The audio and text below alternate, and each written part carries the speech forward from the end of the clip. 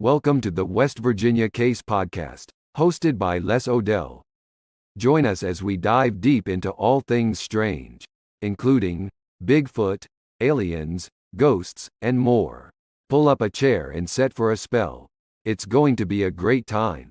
Now, without further delay, let's get the show started.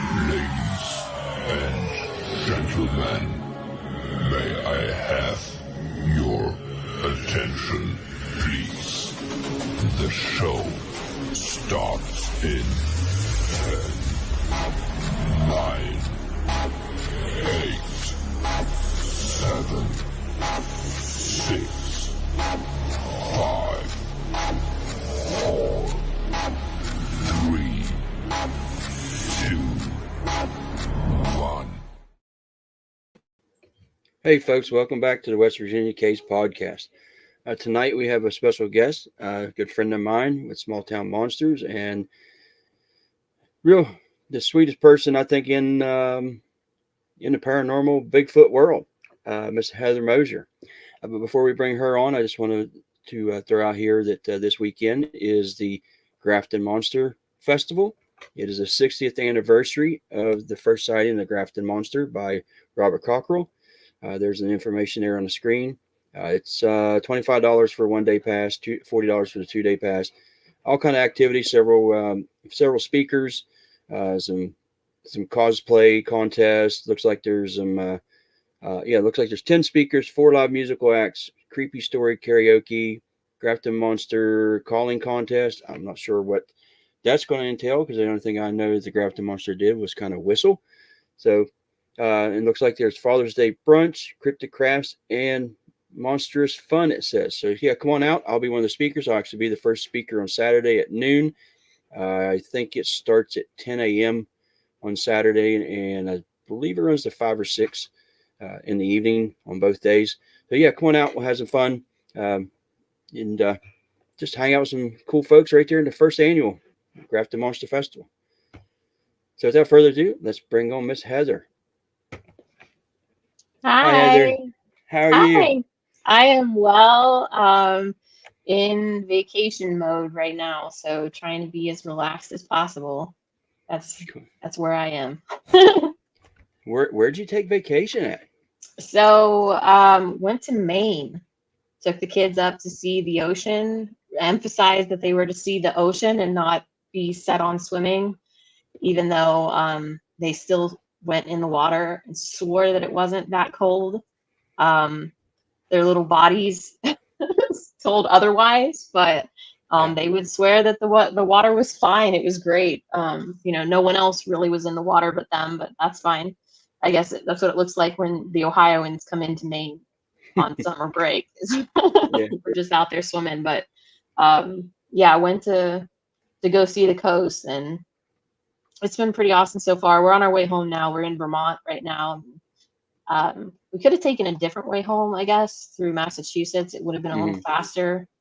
But there's this song on the radio. This is going to sound so ridiculous, but there's this song on the radio about I love Vermont, but it's the season of the sticks is how the song goes.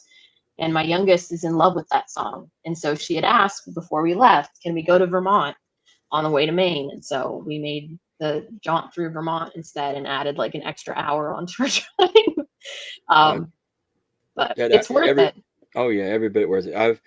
When I drove truck, I was in Vermont a few times, and I was up in the northern part of Vermont. There's a little town called Island Pond, and it's just this little scenic town around this. Well, they call it.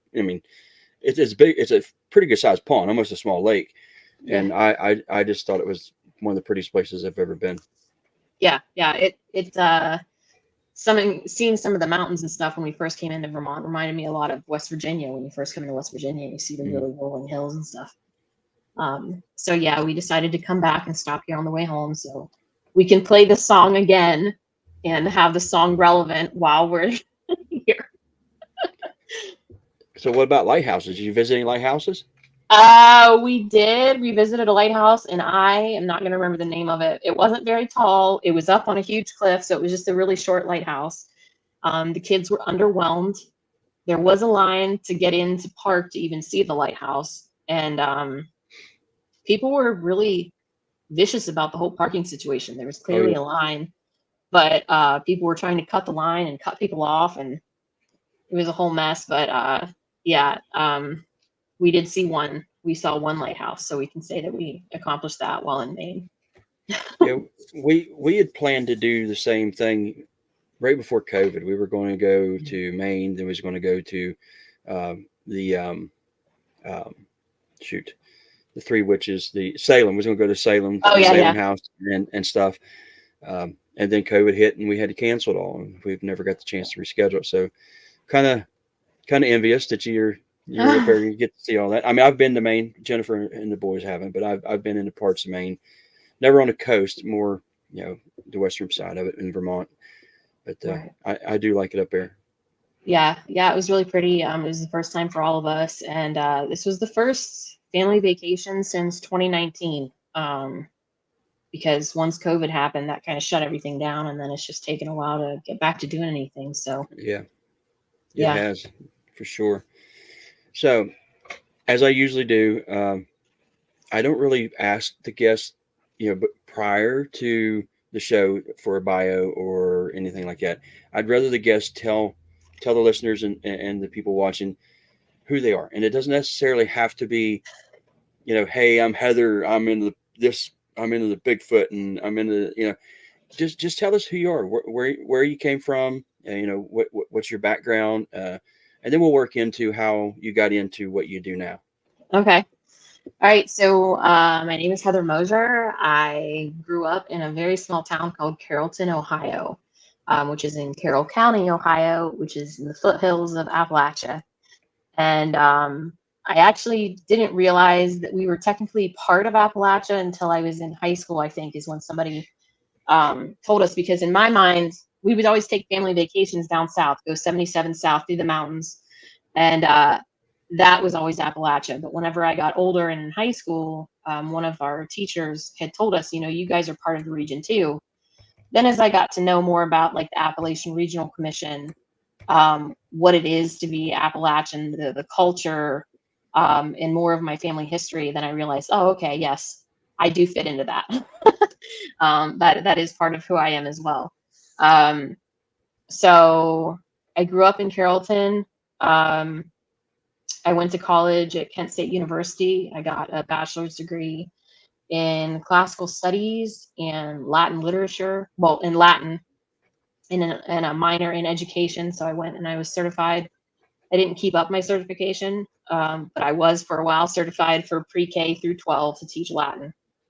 And then I went on to get my master's degree, which took me 4 years because I was having children meanwhile getting my master's. Got my master's in Latin literature.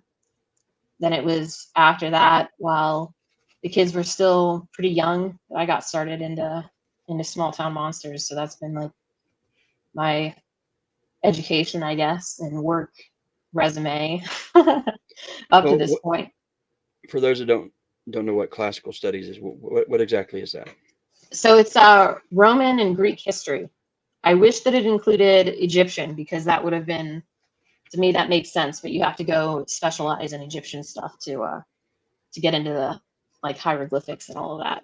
But no, it was Greek and Roman history, which is a massive period of time, like we're talking hundreds and hundreds of years. So really, when you get into classics and you start to specialize toward the end of your degree, you narrow down your area of study.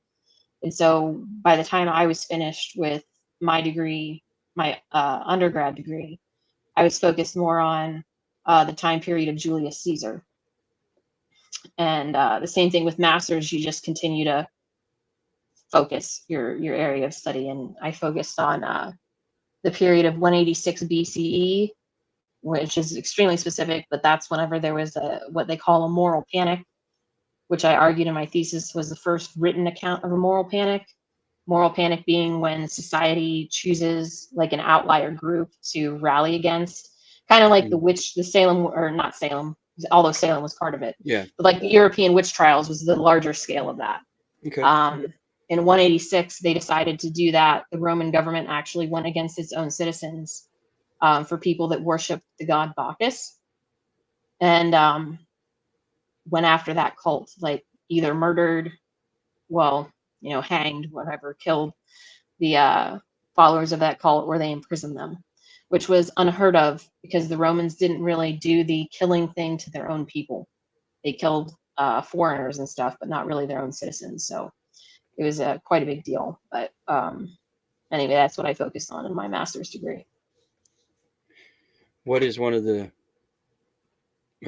one thing that really, I mean, I'm sure that did, but in your studies, what is one thing that really caught your attention other than that, it has stood out and still to this day has your interest? So to this day that has my interest, it's something called cursed tablets, or deficciones, is the Latin term for it. But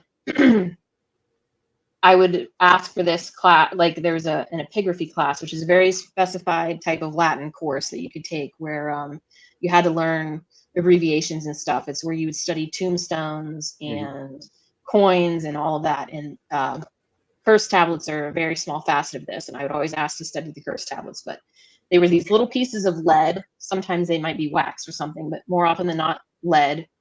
And they would carve little curses or prayers of some sort on them, roll them up real tight, and shove them in like the walls of someone's house, or on the floor of the Circus Maximus or something, in an effort to persuade the gods to help in one way or another.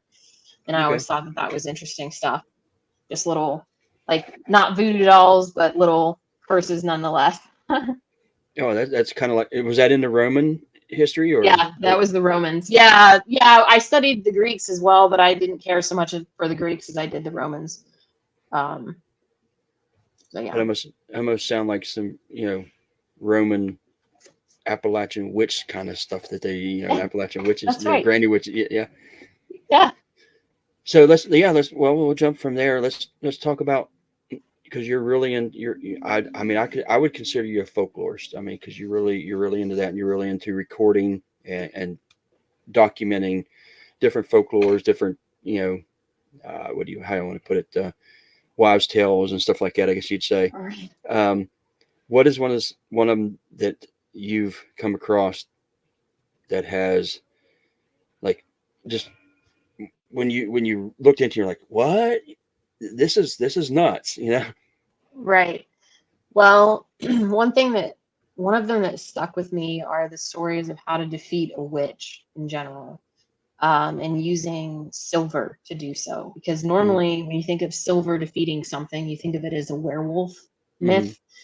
But that was an aspect of the Appalachian lore as well, is that you can take a silver bullet that can kill a witch, or more so than actually killing a witch face to face. You might draw them on a piece of paper or some other form of parchment, and like maybe place it on the tree and then shoot it or carve it or whatever, and that would then pass that injury on to the witch herself. So the idea of silver being fatal to witches, I always found interesting. I've tried to ask my parents for different things. So I have this book. I'm not going to remember the exact name of it, but it's like Appalachian tales and superstitions or something. And it's literally just a book. There's no index or anything. It's just a book filled with little sayings all the way through it. And I would go through and ask my parents, have you heard of this? Have you heard of that? And have you heard of any tales you're on your own? And they're like, no, we don't know any folk tales. But then I asked my mom one time, I said, well, this says right here that if you have a, if you have a wart or a sty, I can't remember which one, but if you rub gold on it, it goes away. I think it's a sty. Yeah. I'm like, have you heard that? And they're like, Mom said, well, no, but if they didn't pee in the middle of the road, they wouldn't have it in the first place. And I was like, see, that's what I mean, talking about that kind of thing, that any little thing, that's what I want to know about, so I can write it down and record it. And Mom was like, oh, I thought everybody knew that. And I'm like, no, Mom, people don't know that. That's not, it's not something that is shared all that much. So I don't know. There's all kinds of little things here and there. And I'm really interested in someday. I'm not ready for it yet because I don't have the attention span for it. but I know someday I will when it comes to like gardening and planting certain things, to learn how to plant by the signs and do all of that. I want to learn that and go by what the old tales say. That's how I want to teach myself. I just don't have the time to do it right now.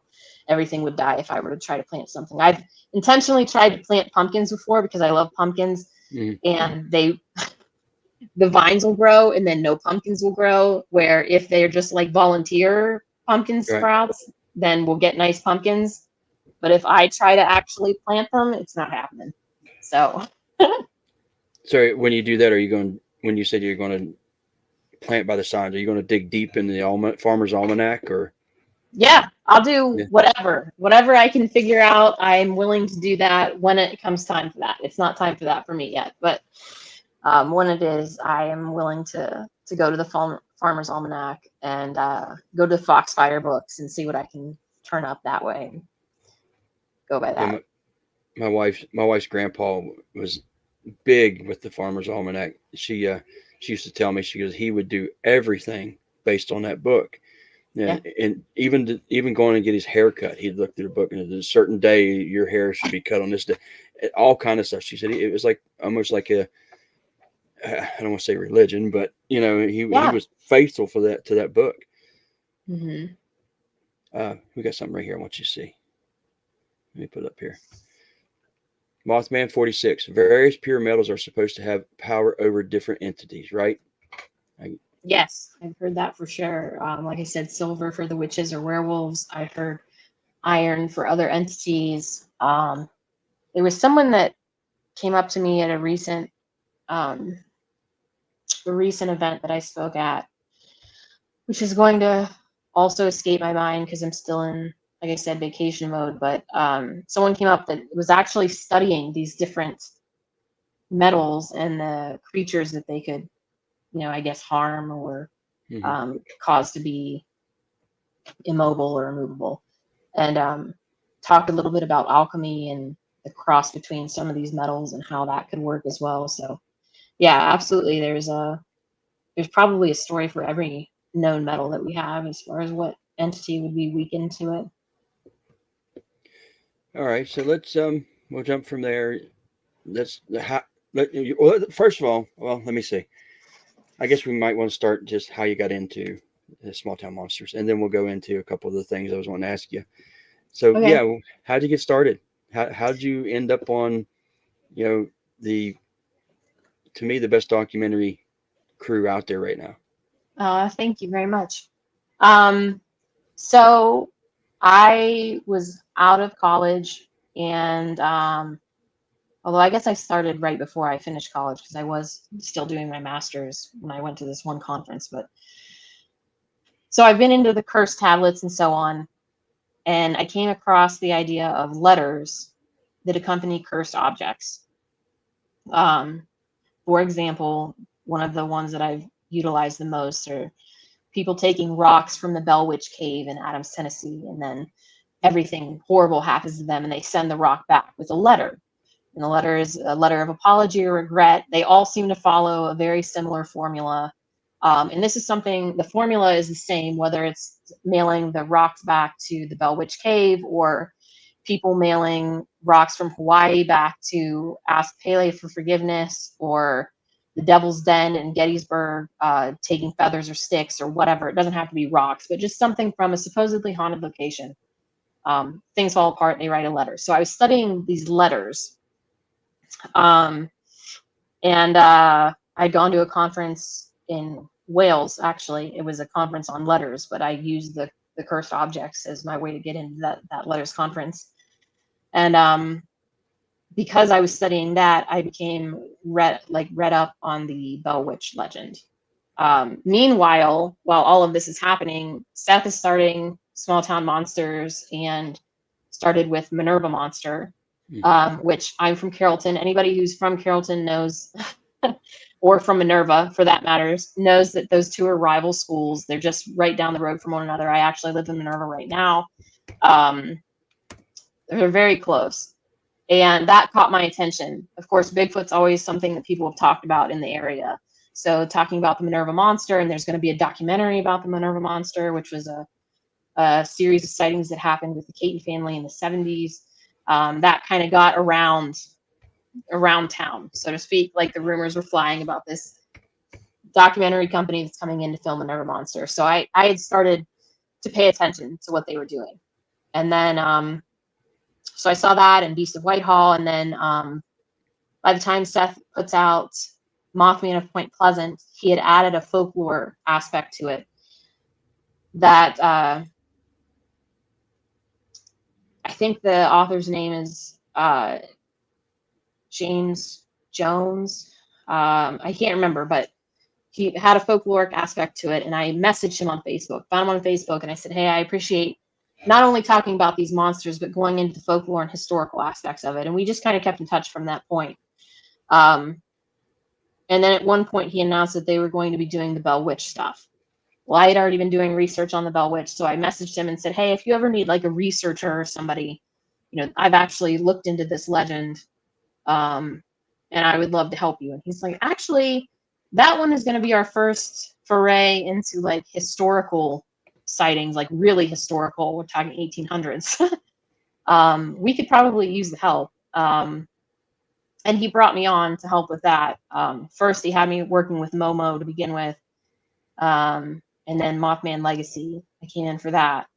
And then Bell Witch was technically after that. But that's how it all got started. It was just everything converging, I guess, at the right time. The Minerva Monster stuff coming out, me being from that area, and then just having the research already into the Bell Witch stuff and him needing a researcher at the time. So I've been there ever since, and my role has continually grown since that point. I just saw Mothman 46's. Yeah. I have not watched the Mothman Prophecies. That's the question that was just asked by Mothman 46. If I've ever watched the movie Mothman Prophecies, and I have not. And actually, I asked Seth about this when looking into research for Mothman Legacy. Do I need to read John Keel? Do I need to watch Mothman Prophecies? And he said, please do not go into this without any of that. I want a fresh perspective, you know, like the new set of eyes on this. And so, no, I haven't. I haven't still to this day. And he knows that too. That's why he asked. Yeah. He's just playing devil's advocate there. Yeah. Uh-huh. So you said you was working on Momo. That was the first time that I actually did anything with Seth. I remember seeing you there at the recreation, actually. That was a long night. That was a really long night. And I remember he put out I guess a call to everybody. He's like, hey, I'd like to have some extras. I was like, it's like, hey, if you would have somebody like me, I'd come up. And he's like, yeah, absolutely. So I went up and hung out with everybody. And the first time I met Alex and it's first time, not the first time I met Seth, but the first time I actually got to, you know, hang around and talk to him and Aaron and Jason. You know, it was pretty cool. Man, it was a long night, but it was a fun night. And it's really cool when you watch the movie and you're like, hey, I know what happened right here. I know what was going on. I know, because, you know, the one, just to give it away, there's a scene where Adam's laying on the ground and has the gun, you know, shoots up at the creature. I'm only sitting like 15 feet away on a wall watching them. And I'm like, I was like, it's just really cool to see how everything's done and how everything's put together once the movie comes out. Oh yeah, it's the same with watching even just interviews. I mean, when you sit down with an interview, sometimes, very rarely, but sometimes you might have two people just running the interview, but usually it's about four of us sitting around, and we're all really close. But when the finished product is out, it doesn't look like anybody's in the room with anyone. It's just the interviewee talking to the camera, but there was a whole group of people there with them. Yeah, that's what I mean. You guys, to me, are the best out there right now. I mean, and if you watch from the inception of Small Town Monsters to now, you know, not just set the YouTube stuff aside, but just the basic Yeah. standalone movies, you can see the quality of production has gotten so much better. You know, the way everything's set up. You can definitely tell there was nicer cameras used. It's just really cool to watch and watch you guys grow. Yeah. Well, thank you. Yeah, it's been fun. And even just as someone before I even got involved, I've noticed as well from like Minerva Monster days through today, there's definitely a jump, and it's been fun to be a part of it. Belinda says, "Love Yay! small town monsters." Thanks, Belinda. Um, I know this might be a weird question to ask, but as far as subject matter with small town monsters, what is your least favorite? Is it something you've gotten burnt out on, or is it something? Well, okay. Least favorite. Let's see. I mean, I think of there's like three main subjects in my mind. We've got cryptids, we have paranormal stuff, and then we have UFOs. Of those three, UFOs is probably my least favorite. If we're to stay in like the cryptid genre, I am honestly, I'm getting really tired of Bigfoot. I can see that. But that's because that's something that we've done so much of, and I've even when we've looked into Bigfoot or when I'm researching Bigfoot stuff, I gravitate toward the outliers, the outlying stories, which I know aren't great for if you're studying the phenomena. You want to see all of the similarities, you want to see patterns, you want to do all that. But as someone who isn't studying that phenomena specifically, I love the outliers. I like the three-toed footprints. I like the white Bigfoots. I like the different colors. If people talk about seeing blue eyes, seems to be really random with Bigfoots. Just noticing that kind of thing, that'll get my attention faster than a typical Bigfoot sighting. Okay, you just talked about the blue eyes. I'll ask you the same question you asked me recently. Okay. Tell me about old orange eyes. Oh, okay. I can tell you about old orange eyes. So old orange eyes was a Bigfoot that had started up, like sightings started up around the Cleveland area, around cemetery, and there was a bridge involved. And I guess like, I don't know if he was like a troll under the bridge type situation or what, but the bridge got torn down. And then he migrated down to Mansfield, which is no small hike, by the way, from Cleveland to Mansfield. That's not like, I mean, it's kind of close, but it's not that close. And then he turned into like this Lover's Lane type of character, where he would, where the Lover's Lane was with the teenagers that would go and make out or whatever, in the cars, he'd come up and pound on the cars and scare them. And Old Orange Eyes was known as Old Orange Eyes, obviously because he had orange eyes. He was also known for how large he was, which was supposedly like 11 feet in height.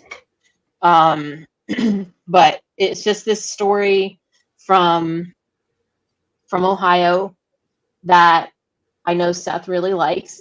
Seth and Mark did an episode on Sasquatch, I believe, about Old Orange Eyes.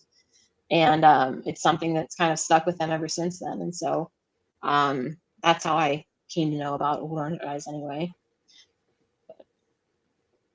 That's him. Very cool. Well, Bob has a question here. I guess we can go jump into this subject if you want a little bit. Has there been any more Bigfoot activity out at your place since Seth was last out there?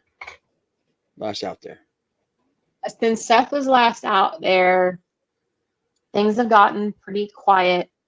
Right now, like, well, not at this moment in time, but shortly after Seth left, there was a pipeline that went through, so lots of woods were cut down.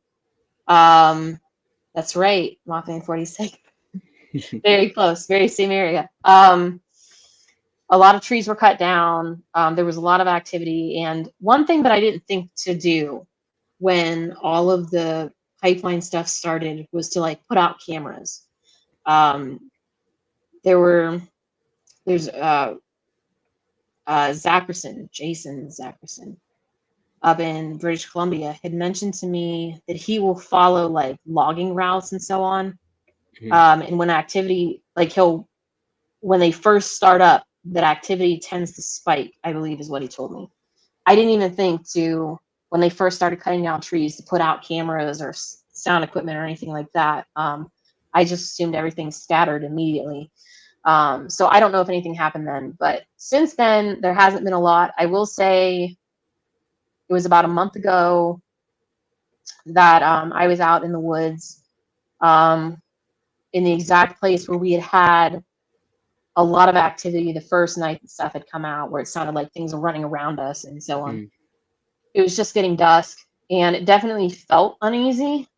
There was a branch break, but I mean, trees do that all the time. Branches break on their own all the time.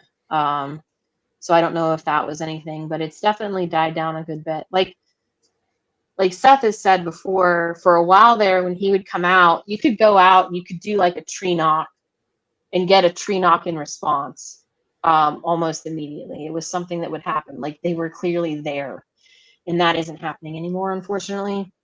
So I don't know if they moved out of the area because of the pipeline stuff, if they just happened to be moving through the area and we were lucky to catch them in that moment. Right. Or what. We've got plenty of stuff that happens there, just not the Bigfoot stuff. We get weird stuff, at least at the house. About how long of a span was the activity? Let's start with, I'm sure some folks don't know what we're talking about.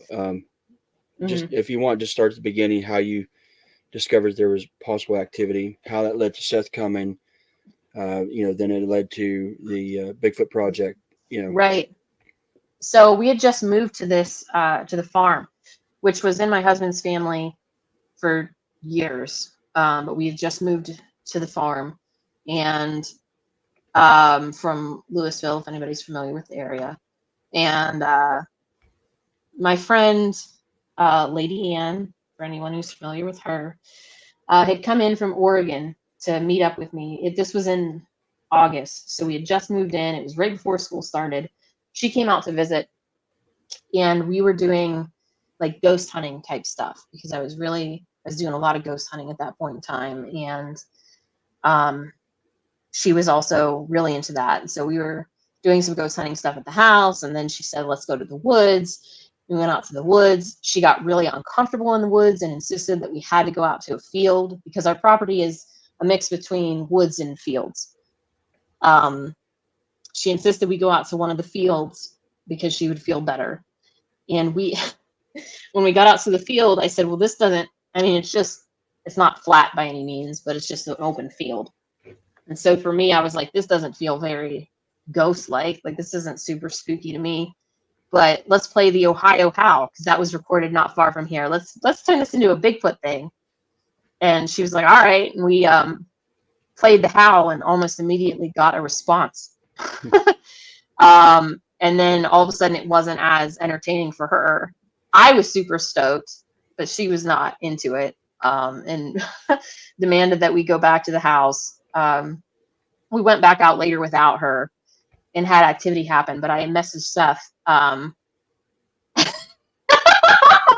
No, Roger, no.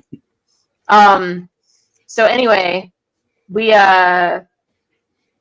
I told Seth the following week when I went back to work, I'm like, you'll never believe what was happening at the house. And he said, well, I want to come out. If you're having that kind of stuff, I want to come out. It was that. And I had forgotten after my friend was there, I went back out to some of the places where I had placed crystals. I had placed crystals throughout the woods once we moved in there, like almost immediately, because I thought when the kids get older, they're going to find crystals around the woods, and it's going to be like a treasure hunt. They're going to find really awesome stuff, and it's going to be really cool.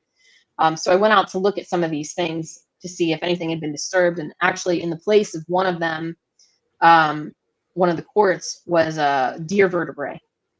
And I called Seth, and I'm freaking out. I'm like, there's a bone here in the place where one of my crystals, the crystal's gone, and there's a vertebrae. And he said, you didn't touch it, did you? And I'm like holding it as I'm talking to him. I'm like, of course I did. I picked it up. He's like, oh, you shouldn't have done that. Oh well. But anyway, it was right after that that Seth came out, and he's like, "I'm going to come out. I'm going to bring the camera, and we're going to see what happens." And that was kind of the birth of the Bigfoot project, because when he came out, he brought his son with him, and he was playing with my kids. So there were a bunch of kids playing together, and I think that that also brought in some of the curiousness of whatever was in the area, and things just got really carried away, really, really early on. And so Seth would have come out then, since my friend was there in August. He was probably there by the end of August, early September. And we had significant activity through hunting season starting, which is like gun season, I mean, which was right after Thanksgiving. And things kind of quieted down over the winter. And then it never really picked back up. I mean, we had some stuff in the spring, but nothing as significant as it was in the fall. Was the excuse me, was the banging and stuff you would hear up on the like the hill above the cabin, was that also during that time? Yeah, that was during that time. We would hear stuff. It sounded like because up in the woods, we call them the Rougarou Woods. Right. We call them the Rougarou Woods because we shot some Rougarou recreations there before any of this other filming had happened. So we just designated it the Rougarou Woods. But before it was the Rougarou Woods, it was the paintball woods. And the guys would go up and play paintball up there. And so there's various like forts and there's barrels and everything for people to duck and hide behind. And it would sound like something took a large stick and like beat it off of one of these barrels. And you could hear that. That would occur up on the top of the hill. And you could hear that too if you were down. I mean, that sound carries through the valley. You could hear that down by the cabin. We'd have that. We have weird lights, which you know, because you were there for that. We'd have weird lights in the woods, which then that leads me more toward like an elemental type discussion, possibly. But yeah, we had all kinds of weird stuff, but it's definitely not been anything like that since then. But to be fair, I haven't been out. I haven't been out trying to provoke anything. Right.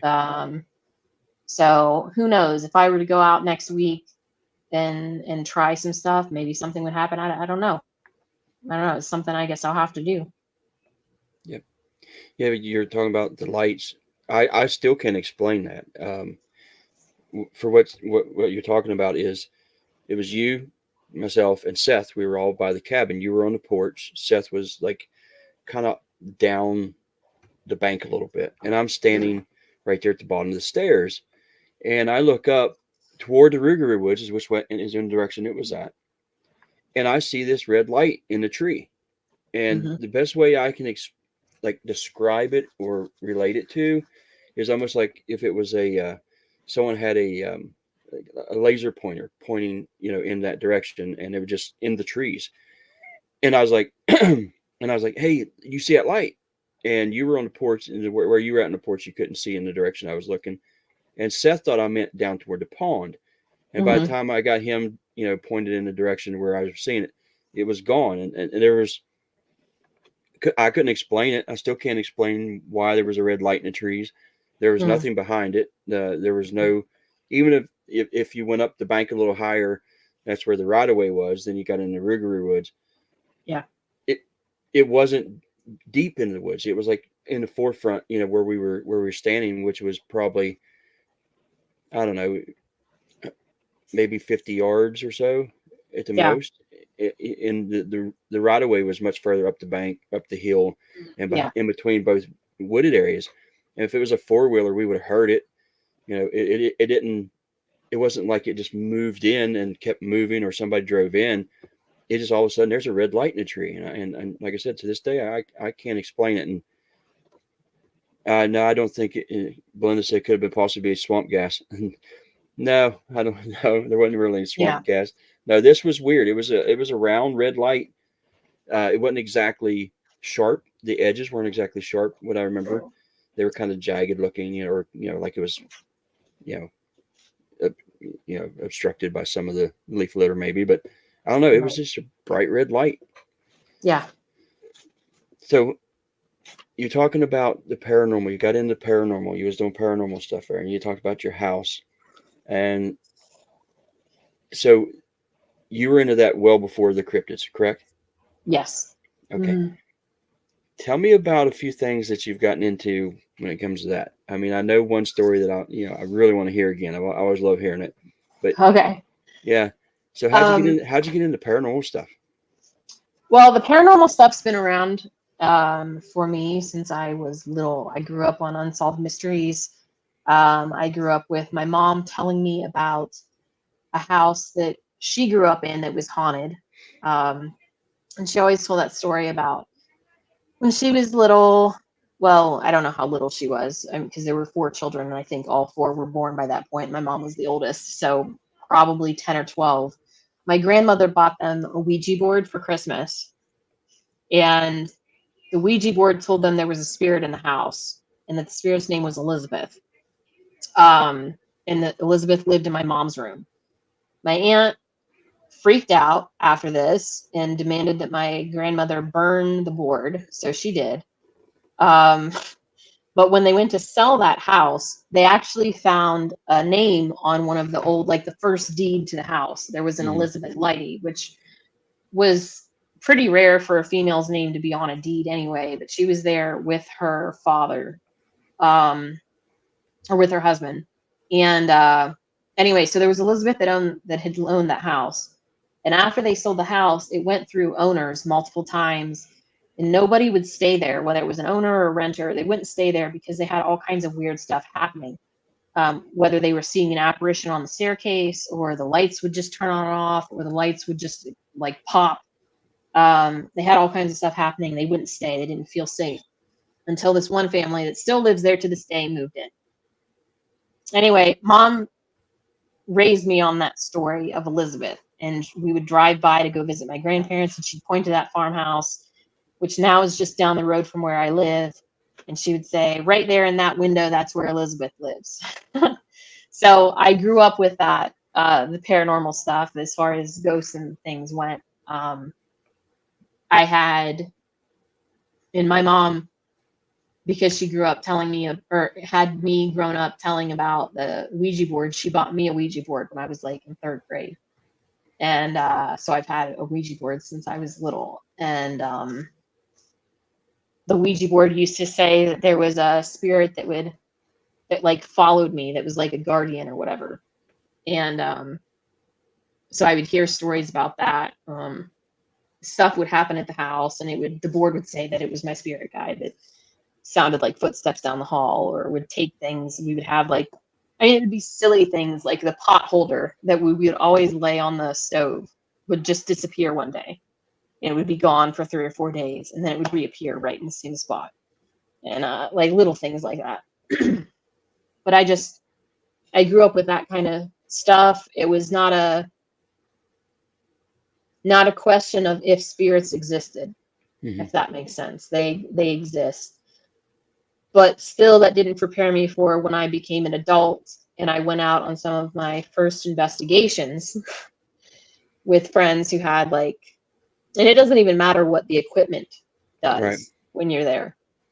The first time that you see a shadow figure dart around a corner, or like I saw this light thing at one Mm. point, like when you have these experiences, then it's confirmation more so. Like I can believe all I want that Bigfoot exists, but I've not seen one.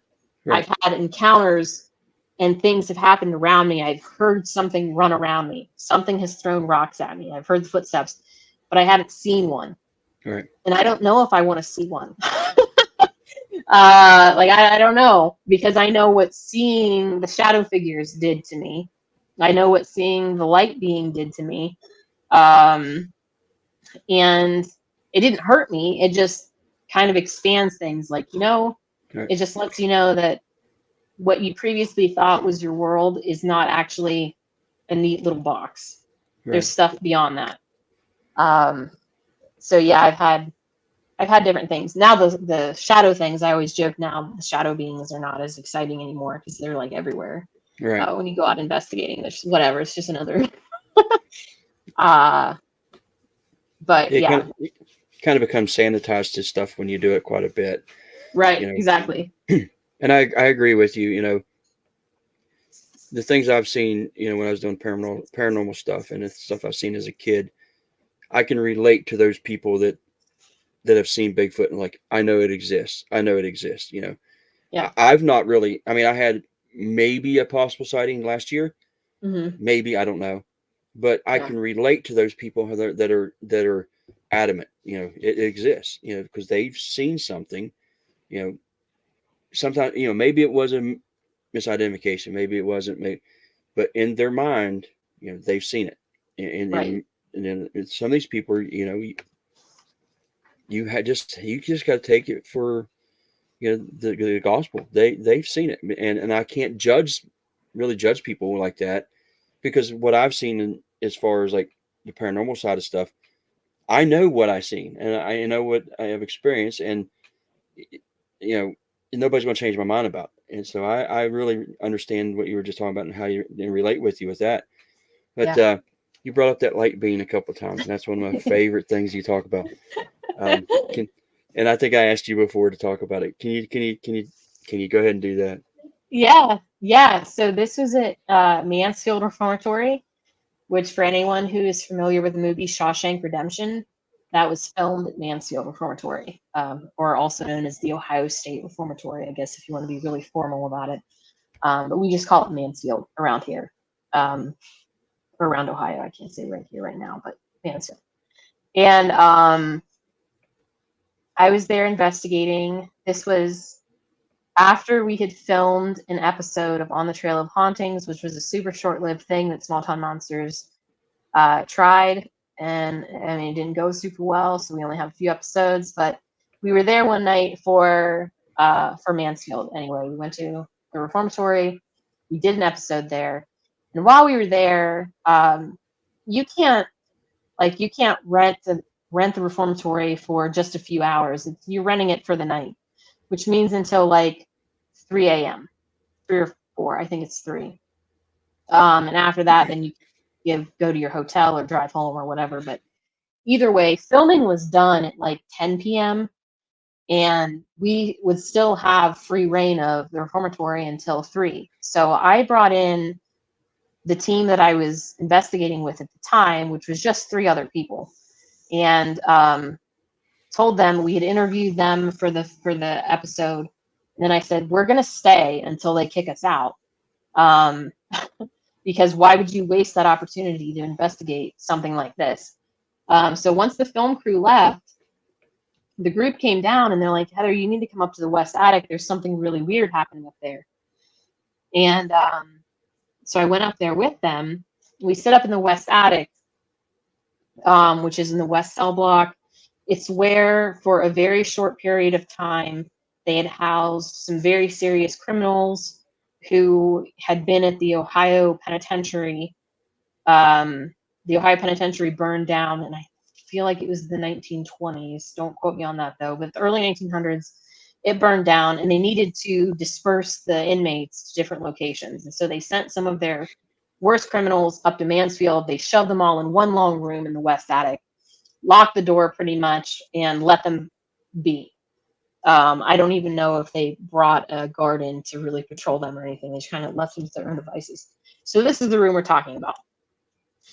And there are no windows. It's an interior room. There's only a door at the far end of the room that leads into the chapel, well, to the west cell block, and then the chapel you can see. But we close the door. Once you get in there, that room is known for like spirit lights, ghost lights, spook lights, whatever you want to call it, lights that flicker and move around the room. So my team had been up there to look for these lights, and they saw something else, which is why they had me come up. We sit down at the far end of the room, and they're like, okay, just wait. So the lights start, and we're all talking to each other like, okay, do you see that purple light? Do you see that? I see the blue light off to the right. Do you see the yellow light off to the left? You know, whatever. And we're confirming that we're all seeing the same thing. Then pretty soon this thing manifests, which is like the reverse of a shadow person. It's made of light, and you could see it. It had legs. You could see it walking back and forth.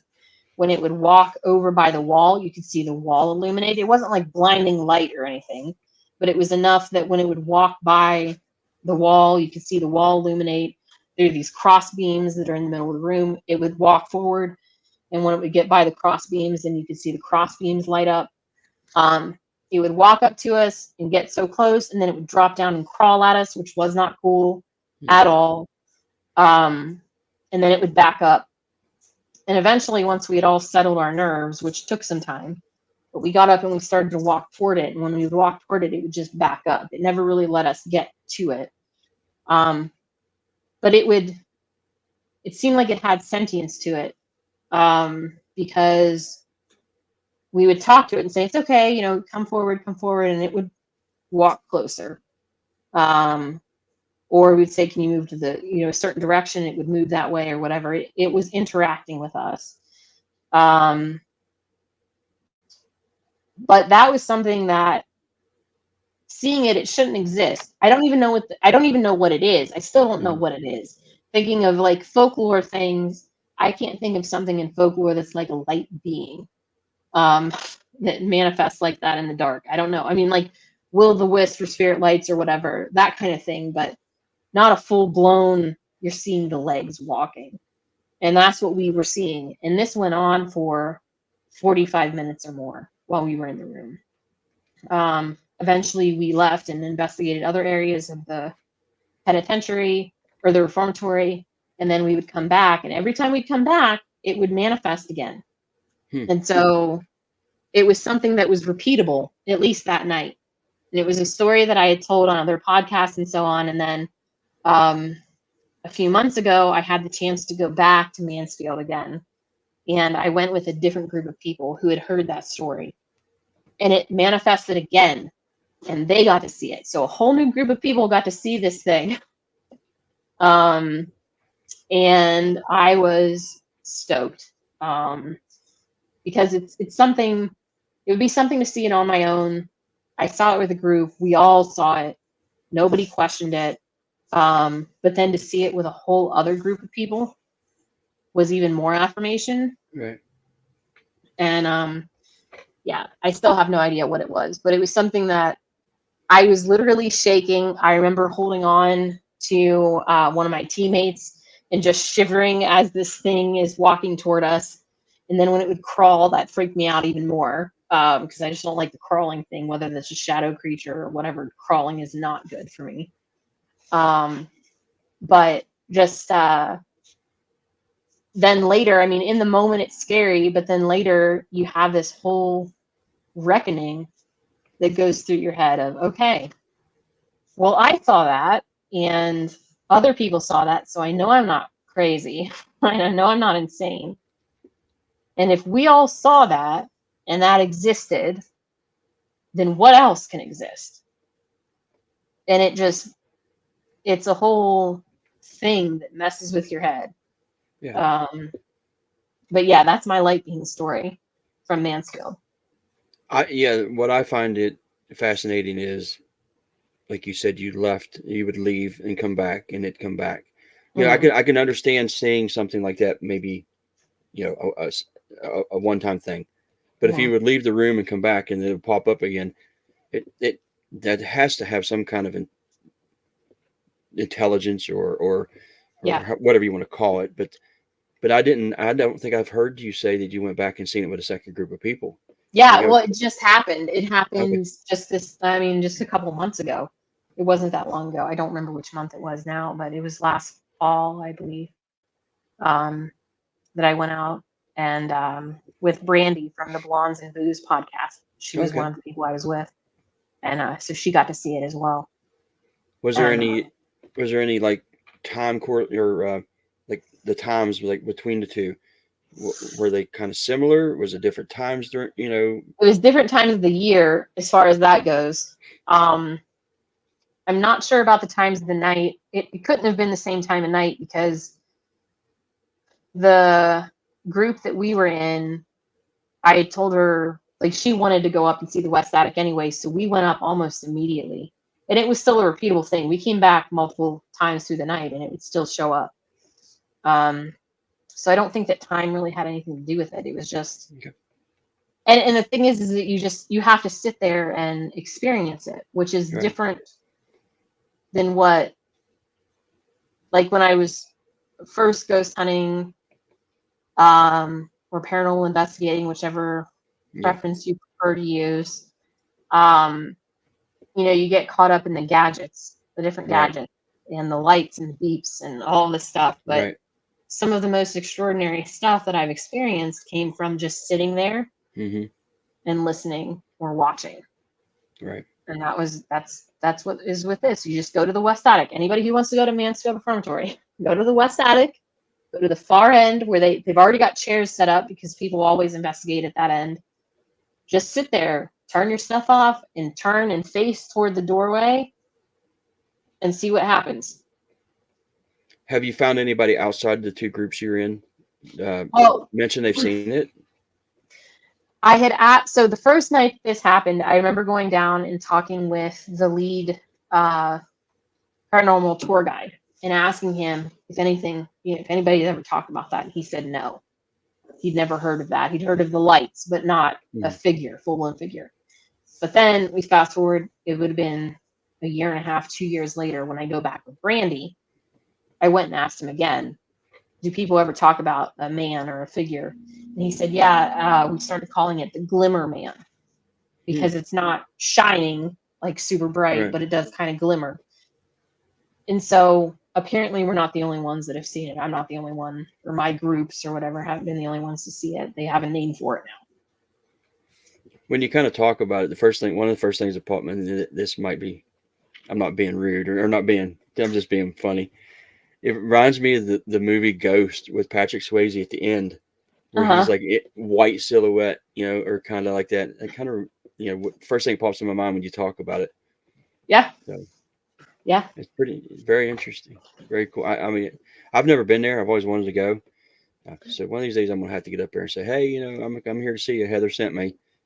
Heather sent me. Heather sent me. That's right. Okay, I want one last. We're closing in on an hour. I want to ask one last thing, and this is just off the kind of off the topics. But Okay.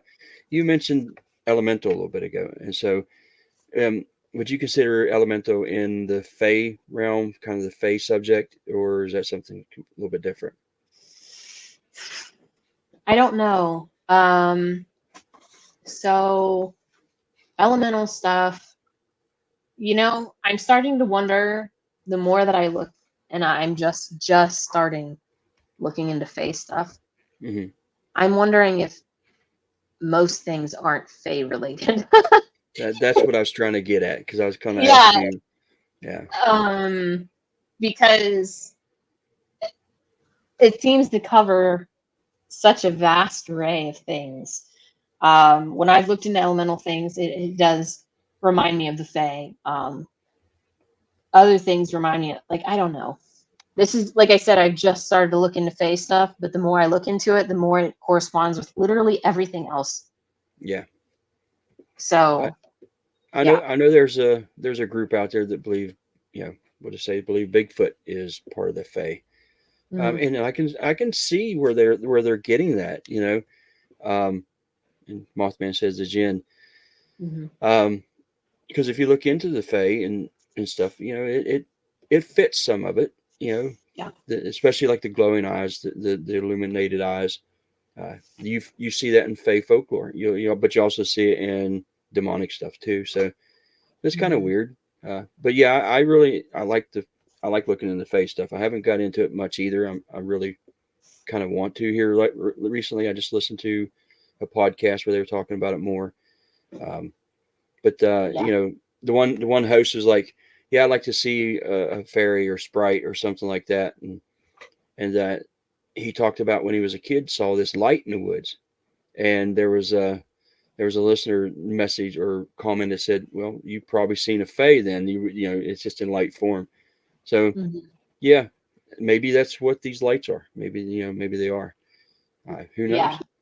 Well, I would like, if I could have, which I'm sure there is, and I just haven't taken the time to look into it, but when I get into something like this, because it's such a vast thing, I would love to find And like I said, I'm sure there is one that is very easy. Anybody could probably tell me, but like an introductory to Fey lore, but that also goes sort of deep. Because I can't have just like 2 sentences on something and then move on to the next. I want a little bit of depth to it, but not so deep that I feel like I'm out of my element. So anybody who has a suggestion like that for the Fae, which is such a massive category, I'd be down to read that. So Just watch Spiderwick Chronicles. You learn everything you need to know. there you go.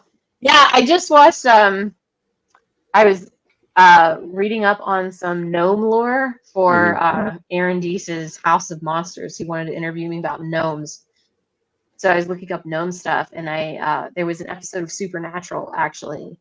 But the gnomes, or the Fae, that they talked about there, had manifested where people were thinking they were alien abductions that were happening. Right. But it wasn't aliens, it was the Fae. So I'm Right. like, so it all comes back around again to it's the Fae that's messing with stuff, not whatever else we put onto it. It's what's that called? The Oz effect, where the Fae kind of, I guess, when they do like this abduction, they kind of not brainwash you, but what am I trying to think how to word it? I think it's called the Oz effect. It's kind of like put you in a trance, I guess you'd say, and right. they keep you in they say they can move you to another dimension or something like that. I mean, like I said, I've not been into. I've just been reading into it a little bit and listening to stuff, and I'm thinking that's what it's called. And I might be wrong with exactly what it is, but I think that's a pretty cool. It's kind of weird. I mean, maybe even that can explain. Some of these cases where people are experiencing maybe time slips or something. Maybe they're going, phased doing whatever, or or just have different things. If they're, I don't know if I've ever told you this. I'll tell you this. When I was 13 years old, and what I'm trying to get at is what I was talking about, that effect where you're like in someplace different. When I was 13 years old, I used to camp, by myself. I stayed up on this ridge line, for like a week at a time by myself. It was way up on the hill above my grandma's farm, and I'd stay up there and I'd hike the same trail every day. I'd go to the pond way up in the holler, and I'd fish, and then I'd bring the fish back to camp, or I'd forage for berries and stuff around. There was persimmon trees, but one day I'm hiking this ridge line, and I'm just walking along, and all of a sudden I become aware that where I'm at doesn't look right. This is weird. This is different. And you got to understand where I'm at hiking. If you veer off to the left or right, either way, you start down the hill on both sides. It's a pretty steep ridge. And all of a sudden I'm like, this is weird. This doesn't look right. The trees look different. All the foliage just looked different. Just to me, it's just like, it was unrecognizable. I haven't seen it before. And then I realized I don't hear anything. I don't hear the trees or the birds. I don't hear the wind blowing. I can see the trees moving. I can feel the wind on my skin, but I don't hear anything. I can't. I mean, just nothing. And I freak out. And, now as I look back on it, I know, if you're lost, you don't run. You just kind of get your bearings, kind of sit down and wait, for somebody to help you. Well, I didn't do that. I just took off. I took off running. I took off running back in the direction I knew where my camp was at. And then all of a sudden, everything is recognizable again. I can hear things. And to this day, I can't explain what happened. I really don't know. It just was. It's the strangest thing I've ever probably experienced in my life. Was that. Right. Well, good thing you turned around and went back the way you knew. Yeah. Instead of running forward, like freaking out and running forward, who knows where you would have ended up. Yeah. I mean, because you hear the folklore of people just disappearing and no traces. You hear where people have these.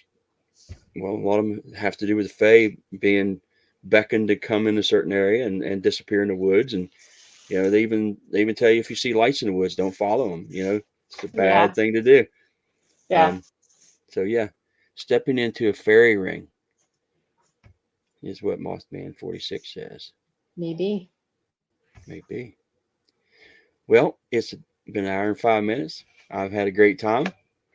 Everybody, Yeah. let me see, make sure there's no questions. Anybody got a question for Heather first? I don't see anything. It popped up. Well, I'm looking for that. Heather, tell us where you're going to be. What are you going to be doing here in the next couple months? Okay, well, the most pressing thing in the next couple weeks is Monster Fest 2 here in Canton, Ohio. You can come see us. We have a premiere of Cursed Waters, which deals with Ogopogo, for those who are familiar with the Canadian stuff, or Canada's Loch Ness Monster, if you will. We're having a premiere of that at the Canton Palace Theatre on June 28th, and then June 29th is actually Monster Fest 2, so come see us there. Beyond that, every other week you can catch an episode of wow. The Lore You Know. The Lore You Know. This is how much on vacation I am. I'm like, you can catch an episode of my podcast that I don't know the name of. The Lore You Know. So we have that every other week. And other than that, just keep watching YouTube because we've got stuff coming out constantly, it seems like now. Every week we've got new stuff coming out. You guys got even with Eli and with Alex, there's all kind of stuff coming out. I haven't got to dig into Alex's new series yet. I'm really wanting to. I think you like it a lot. Strange Places. Yeah, I really want to. I just haven't had a chance to sit down and watch any of them. It's a good one. Alex goes to some pretty awesome locations. So, it's a little bit outside of what we normally do, but I think that it's exciting nonetheless. And I think we have UFOs Revisited, which is like a roundtable show that just came out. Okay. So we've got all kinds of stuff. See, Mothman 46 agrees. Strange Places is the absolute best. I don't know. I just haven't had a chance to dig into it. I didn't want to dig into because I haven't been watching very close on YouTube stuff. I kind of got a couple things I watch every Wednesday that I should, it's out. I'm a dude, so I'm watching like the Revive and Drive car shows and stuff like that. So I watch those and I just haven't got into anything else. And then I seen Alex's pop up every other day on I think he posted on Facebook about where he was in an old mine in Pennsylvania. And that's how I was like, yes, I said I got to dig into this here pretty soon. So that's probably going to be what I'll be looking at here the next few weeks, just watching that. Awesome. When I get a chance. Well, Heather, always it's a pleasure. I had a great time. Thanks for having me. It's fun. Tony Morris, Small Town Monsters is the best. Thank you, Tony. Thank you, Tony. They are awesome. So yeah, I want to say before I go, we'll see what we got. Just say hi to Tammy. Hi, Tammy. Hi, Wes. Hi, we already said hi to Belinda and Tony. Hi, Angie. And he's chimed in a few times. Angie's chimed in a few times. But I don't see any other questions. Oh, there was one thing I wanted before we go. Bob put on here. Yeah. I want to see if you know anything about that. Let me find it again. He says about 20 miles straight south of Minerva, Angie of Snow White Bigfoot has a lot of interaction with him. Do you know anything about Snow White? No, Bigfoot? But I want to know more. That sounds interesting. Okay. Yeah, that's why I wanted to make sure I got you that one. Yeah, I'm wondering 20 miles south, where exactly that is. Yeah, so here's what you need to do then, is you need to email me, Heather@smalltownmonsters.com, or send me a message on Facebook or on Instagram. I am Pagan Historian. Just find me there. Send me a message because I am interested in this. That's so close to home. Yeah. I feel like I have to know about it. So please. Yeah, I meant to bring it up there when it popped up, but we got into a couple other things. I knew there was something I wanted to put on there. Well, folks, I'm gonna put Heather on the background here, and I'll be right back. Heather, I'll see you in a minute. Okay. Well, folks, I had a blast. Heather's the greatest, just the greatest out. I mean, she's, I don't know how to say it. She's fun to talk to. Very, very, very, very, very nice person. And like I said, probably the sweetest person in the Bigfoot world, or the sweetest lady in the Bigfoot world, put that. But yeah, thank you all for coming. If you're in the Grafton area, come out and see me. I'll be out there Saturday, and I believe Sunday as well. I'll speak at 12 on Saturday at the Historical Society, which is, or the historical museum right there in downtown. It's actually going to be they're turning part of it into a bookery. It's going to be a historical bookstore and the Grafton Monster Museum. So if you're in that area, you want to come out and hang out a little bit, come on out and hang out. Let me find where we need to go here. I'm lost.